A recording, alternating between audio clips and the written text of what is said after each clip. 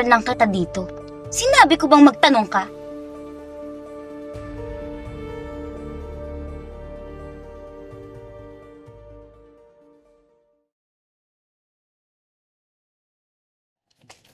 Malaya, JC. Sabay na tayo. Ako nga pala, may pagkain ako dito. Thank you. Sarap yan. Pambawi mo ba yan? Parang gano'n na nga. Dapat ganyan palaging may food para okay tayo. To talaga din sa sari-sari po.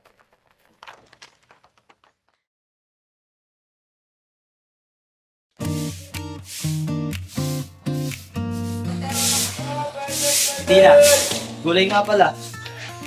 Ang dami naman nito. Kunti lang yun. Baka wala nang natira sa bakuran niyo. Binigay ko sa inyo yan para sa inyo din malaya. Salamat. Para kang lalong gumaganda. Di naman. Bless mo, tita! Bless po. Yes po. Ano na namang ginagawa niya dito? Wag na. Baka masyadong bumilis ang pagtanda ko. Ay, ganun po ba yun? Oh, Stephen! Ang laki mo na. Lalo ka atang pumupugi. Ay, naku tita. Hindi naman po. Sakto lang. Humble yan! Dito ka na pala nag-aaral. Opo. Inaalagaan ko po kasi si mama. Bakit? Napaan si Mare? May sakit po siya. Kamusta mo na lang kay Mare, ha? Sige pa.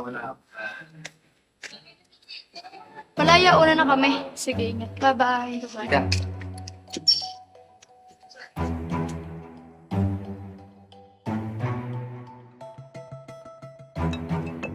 Ano pong ginagawa niya dito? Nagbigay lang ako ng gulay kay Bitina na inani ko pa sa bukirin.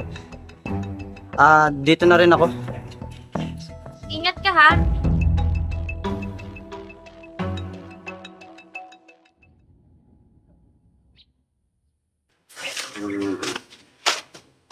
Oh, Malaya. Anong ginagawa mo rito? Anong ginagawa dito ni Malaya? May gusto sana akong tanong sa'yo. Ano sasabihin mo? Pinupormahan mo ba si Mama? May gusto ko ba sa kanya? Sagutin mo yung tanong ko! Malaya. Huwag si William masisihin mo. Nung araw na yun, ako ang nasa katawan ni William. Bigla na lamang siyang nawala. Ni hindi nagpaalam o nagsabi. Hindi ko nga alam kung buhay pa siya o patay na. Kung alam mo lang sinapit ko, Bettina. Tumugod ako at hindi kita iniwan. Totoo ang sinasabi niya. Tumingi siya sa akin ng tulong. Nakikita mo siya? Nung una pa lang, nakikita ko na siya. Hindi lang ako makapaniwala na kasama mo siya. Kaya ka ba sumapi kay William? Nang dahil gusto mo lang makipagbalikan kay Mama? Malaya, hindi ganun. Hindi yun ang totoo kong intensyon. Gusto ko lang naman mapag-ayos kayo ng mama mo. Kung kaya mo akong lokohin, at yung mama ko, paano pa kita pagkakatiwalaan? Malaya. Teka lang, Malaya. Malaya, sandali lang. Huwag mo ako susundan. Gusto ko mapag-isa.